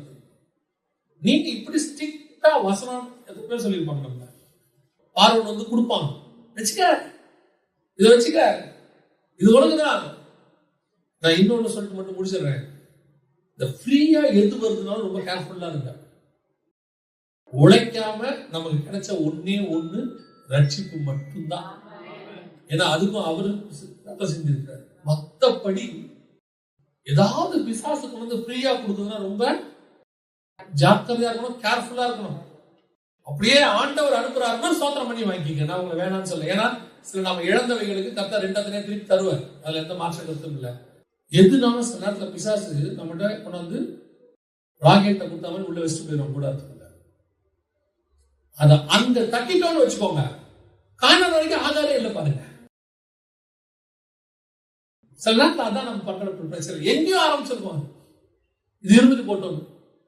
அத பிசாசுல போங்க போங்க போங்கன்னு விட்டுருவான். ஏன் நீங்க போங்க, எங்க ஆளுங்க ஒருத்தர் உள்ள இருக்கிறாங்க, நாங்க சொல்றோம் ஸ்லீப்பர்ஸ்ல ஒண்ணு இருக்கு, நாங்க சொல்றோம் 120வது வயசுல கண்மலை அடிக்க வைப்போம். எல்லாரும் போவான், அவன் மட்டும் போக மாட்டான். தடுத்துருவோம். பிசாசின் தந்திரங்கள் அறியாது. உங்களுக்கு எனக்கு கர்த்தர் அற்புதமான அழைப்பு வச்சு, மகிமையான அழைப்பு. ராஜாக்களுக்கும் ஞானிகளுக்கும் மறைத்ததை பேதைகளுக்கும் உங்களுக்கும் எனக்கும் கர்த்தர் வைத்திருக்கிறார். இந்த கையில வாங்கிட்டோம். இனி பாதரட்சை மட்டுமல்ல, ஆகாரையும் நாங்கள் தொட மாட்டோம், எதையும் நாங்கள் தொடங்க மாட்டோம். எங்களுடைய கை எங்கள் தேவனுடைய அப்பத்தையும் ரசத்தையும் மாத்திரமாக. ஜெபம் மனம் எல்லாம் தேவ சமூகத்தில் ஆண்டவரை பார்ப்போமா? எல்லா கண்களை மூடுவோம். Praise you, Jesus. நன்றி ஆவியானவரே. Glory to God.